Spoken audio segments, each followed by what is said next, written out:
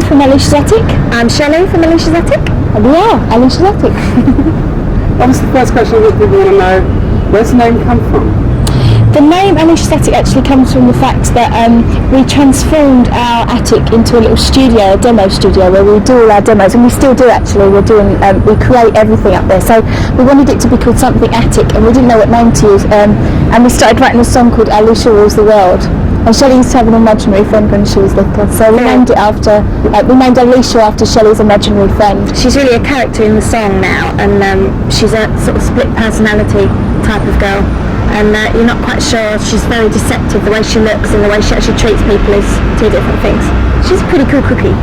So it's not actually about the band is going to rule. No. When we say Alisha Rules the World, it's a metaphor of saying, Alisha, the character in the song, gets what she wants. We're singing about a third person. Alisha has nothing to do with us. We're just called ALISHA'S Attic. But we could never rule the world because we're too undecisive, because I keep saying, well, I don't know, what do you reckon? And then I'd go, I don't know, what do you reckon? And we'd pass it on to someone else. So we'd have to hand our power on to someone else because we will too flaky. Yeah.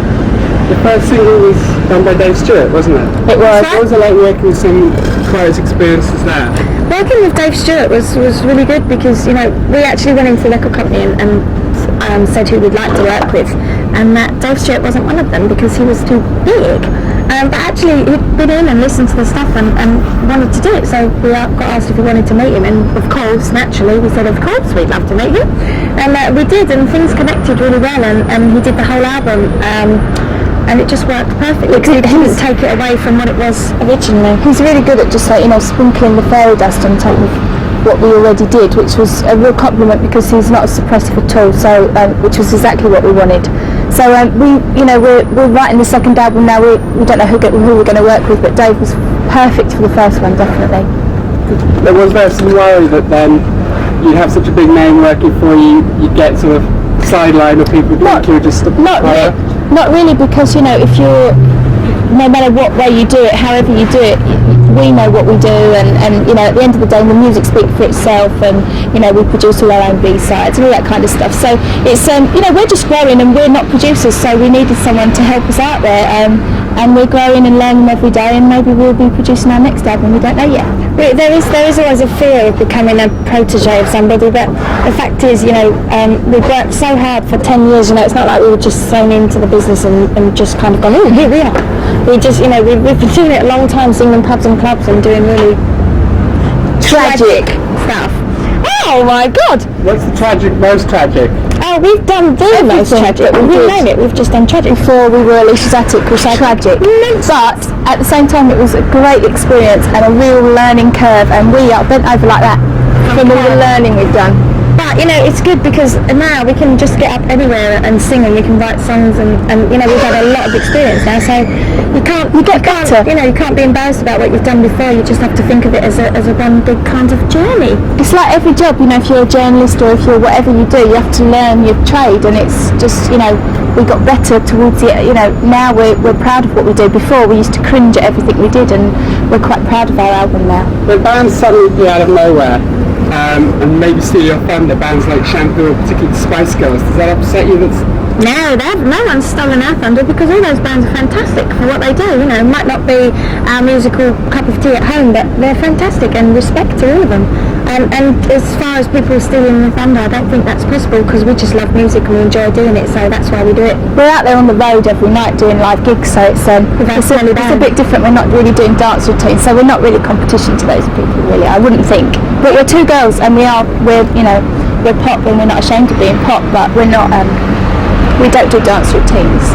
That would be so shocking, wouldn't it? Especially with a guitar strapped around you. No. Seal of approval. Nah. But no, it's good. We enjoy watching other bands too, but we just love what we do, and that's why we do it. Who are your biggest influences? Jimi Hendrix, The Doors, Prince, Wendy and Lisa, Kate Bush. You can tell we've been asked this question before, can't you? Let's think of someone really original. Old-fashioned, sort of late 60s, early 70s, platformy, hippie type chickies.